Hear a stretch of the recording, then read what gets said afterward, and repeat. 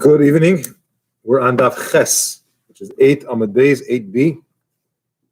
We're discussing here the final words that Rava gave his children. Here's the Gemara if you want to point it.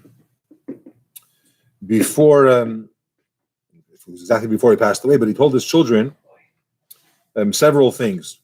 One of them was they should not sit on a mita aramis, on an Aramean's bed. Do not sit on an Aramean bed. Mita aramis.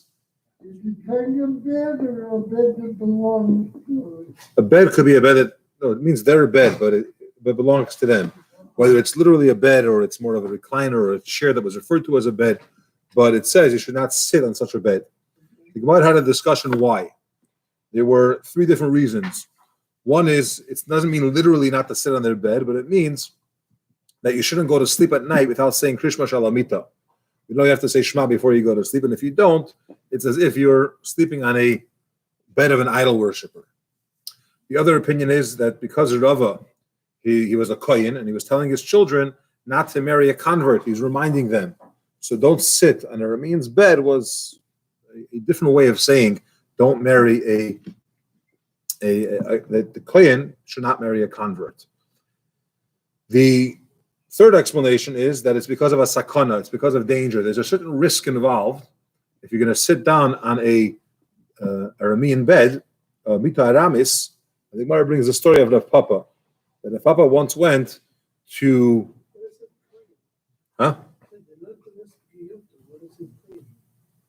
because a kohen can't marry, Rava was a kohen. So he's telling his children they shouldn't go to, everyone else can marry a convert. A convertess, convert, whatever, a woman convert. Yes. The story is that Rav Papa went to pay a debt that he owed to an Aramean woman, and when he came in to give her the money, she said, sit down on the bed. He said, no, I'm not going to sit down until you show me what's under it. Pick it up. And she lifted it. I don't know if it was the mattress or the cushion, but she lifted it up and he saw there was a lifeless baby, a dead baby. And he understood that she wanted to accuse him of having killed him. You sat down on him, you killed him, but really he was already dead before. So because of this story, the concept is be careful, don't lie down on this bed. Another thing that he told them was that told his children that when you are going, when the tzibur, when the community is davening, don't walk to the back of the shul, behind the shul, as if you don't care to go in. You go behind it. It's disrespectful. So imagine you have a shul, one shul in the city, everyone's davening. We're going to quantify this and explain it a little bit more. But on a basic level, the community is davening. You pass the front door and you're going to the back. Let them daven. I'm not interested. So he's telling his children, be careful because of that. So now this is where we're up to. Misayeh alei, this teaching that Rava told his children not to walk behind the shul behind the synagogue when the prayers are happening. Misayeh alei Rabbi Shua ben Levi with the fourth wide line.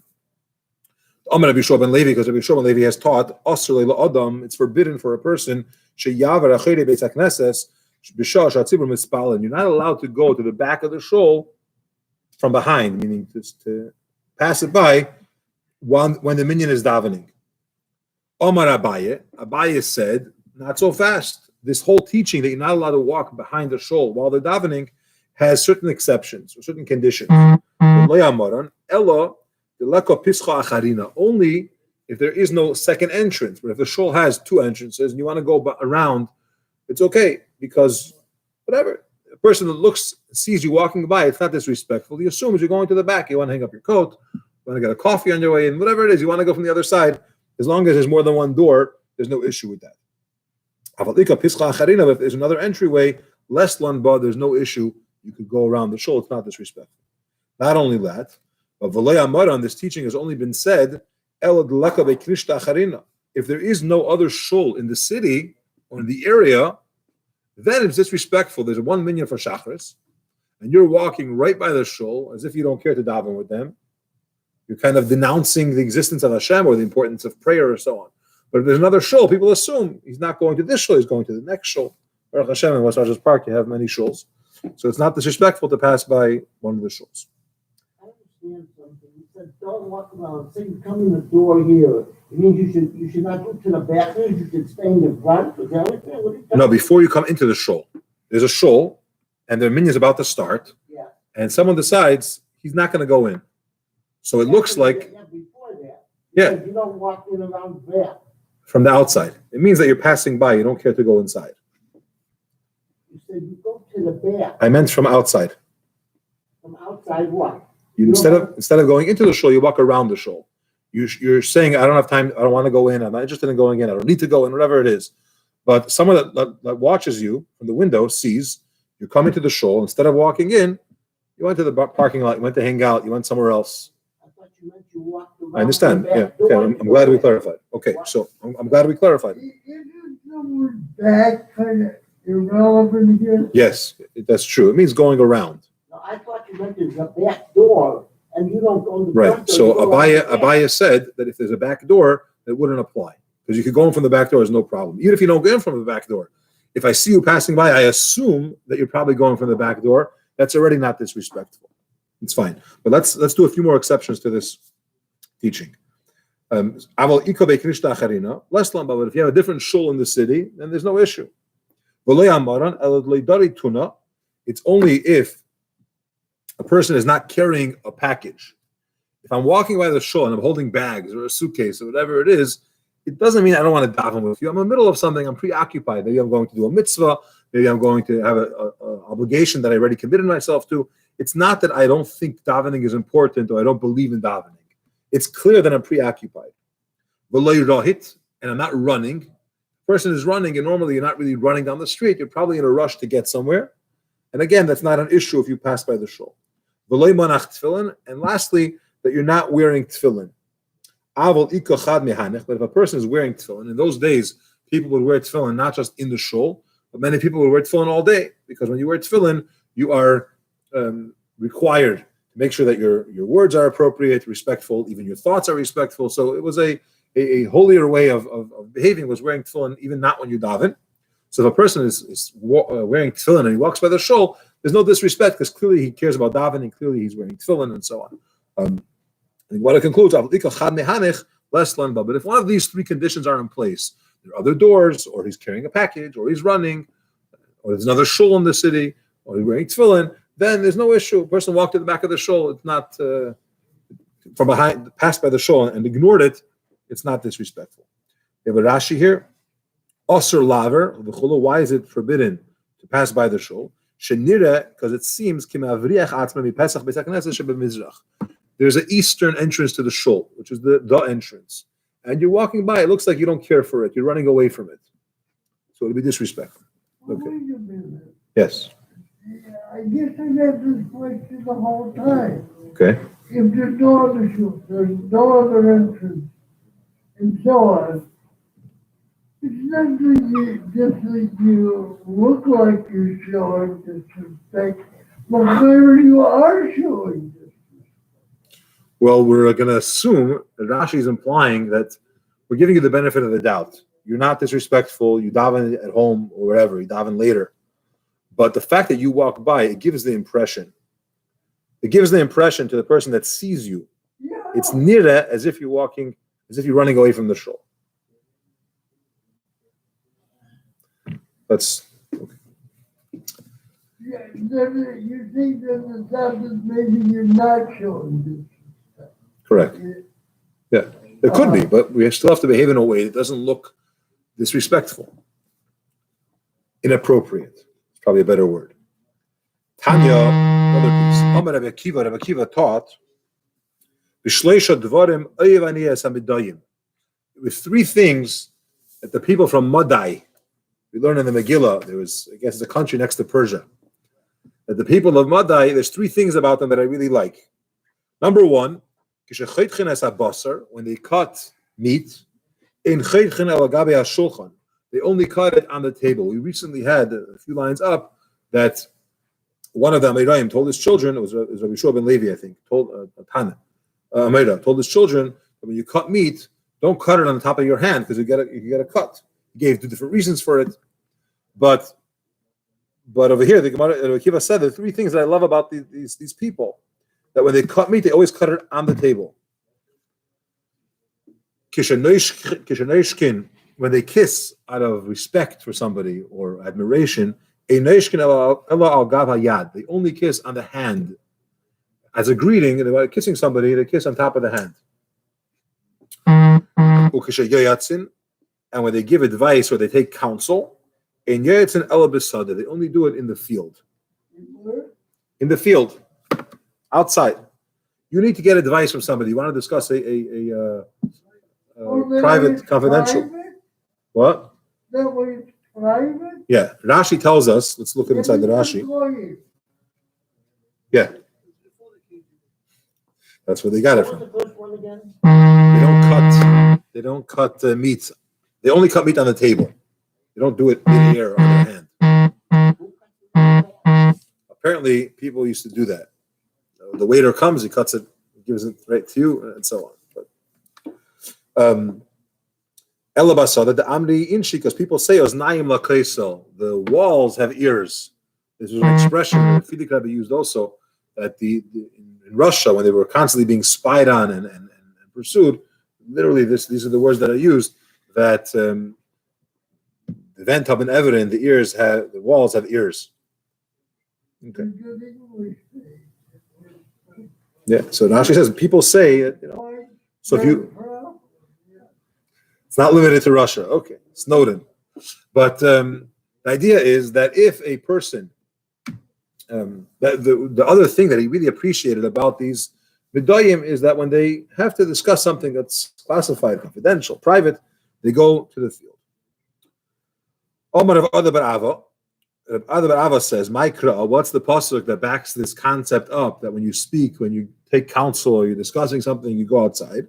Because it says by Yaakov, before Yaakov left his father-in-law Lavan, who kept on cheating him and lying to him and so on, and he decided to leave after 22 years of being there, 20 years of being there, Vayishlach Yaakov,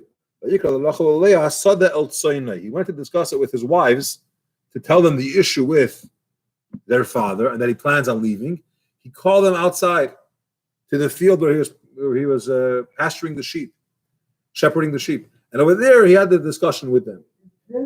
Yeah, El Asada, he called them to the field, and then he told them that your father's face doesn't look like the way it did in the past. Something is off. They do. But the point is that in a house, you never know. Someone is listening. You think no one was there. Someone walked in, and so on and so forth. Okay. Tanya, what it continues. Rabbi Gamliel said,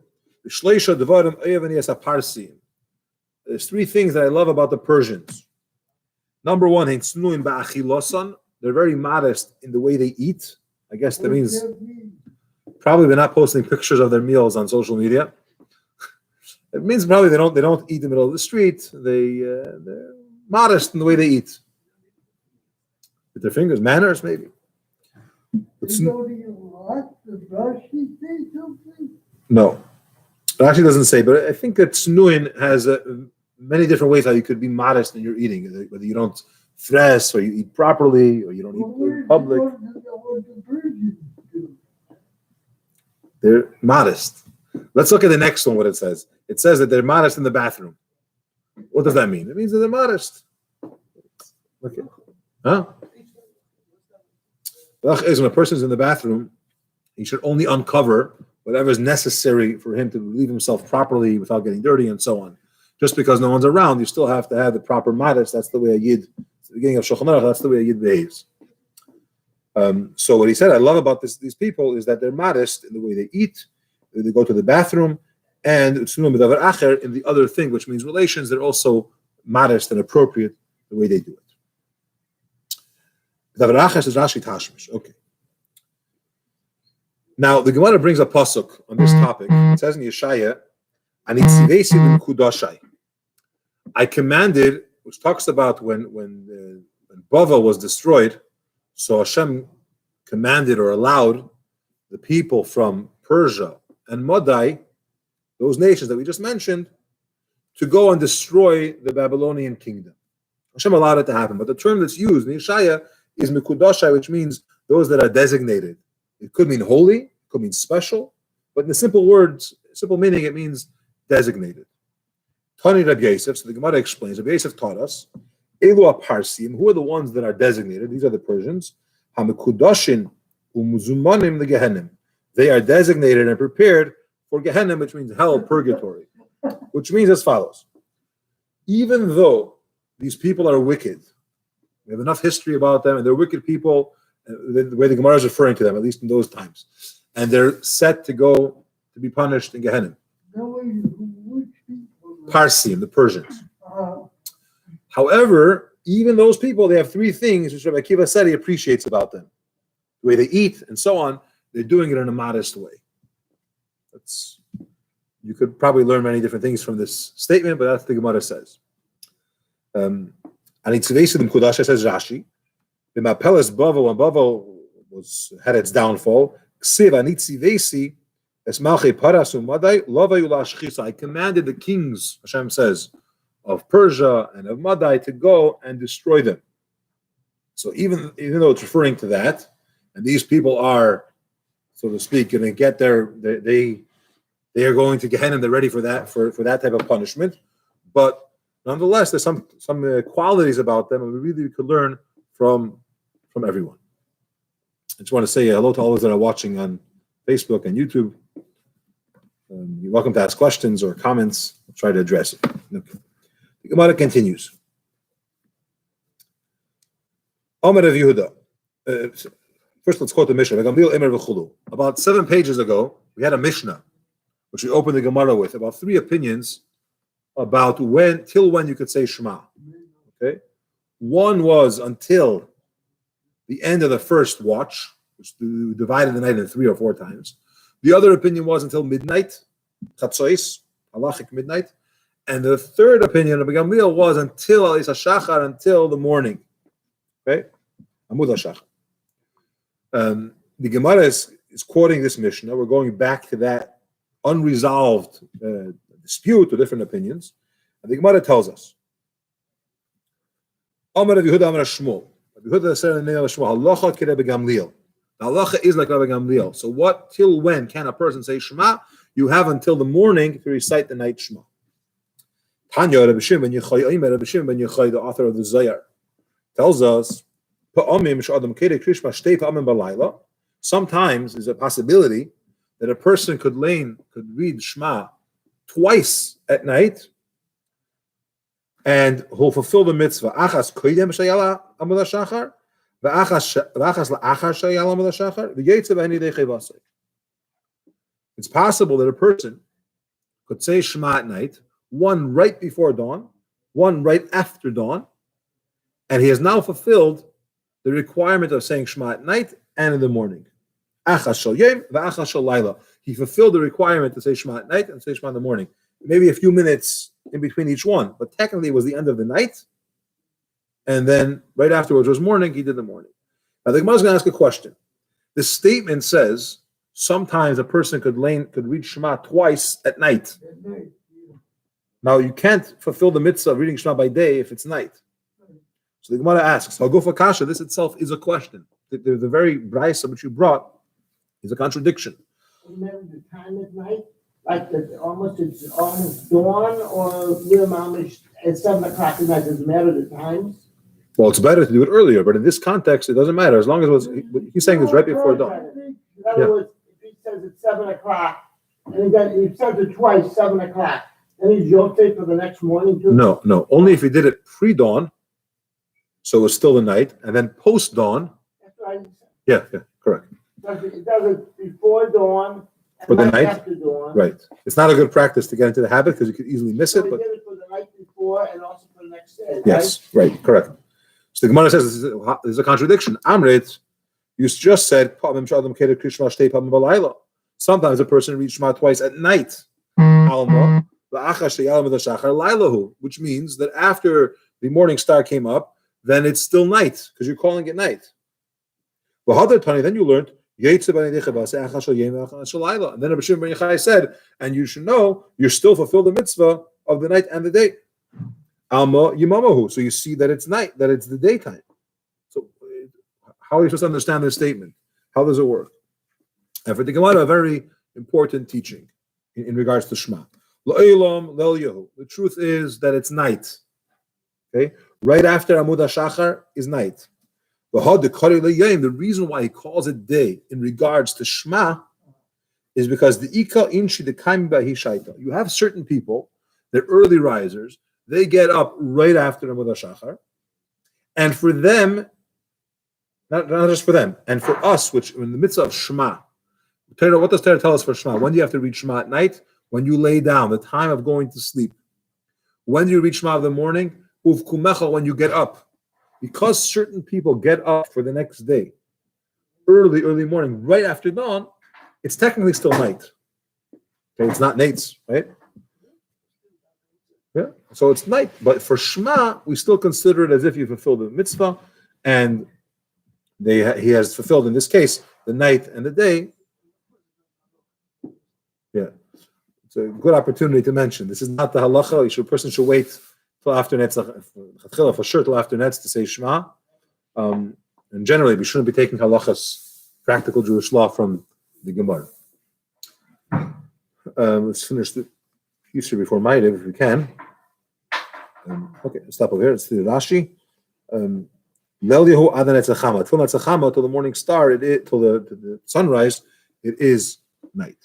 The Kami Bahi Shaita, there are certain people that get up at that time. Hilkoch Zman Kishma the Yom. Because therefore it's morning in regards to Shema, because for Shema in the morning it says Uv Kumecha, when you wake up you say Shema, and people get up. Right? Early, how's it go? Early, whatever. Person that wakes up early gets the worm. That's not kosher. But anyway, thanks for joining. Join us again tomorrow. God willing, in the morning, 8:30, we'll be learning some Chassidus. And now we're going to have a Ma'ariv. What are you learning? Torah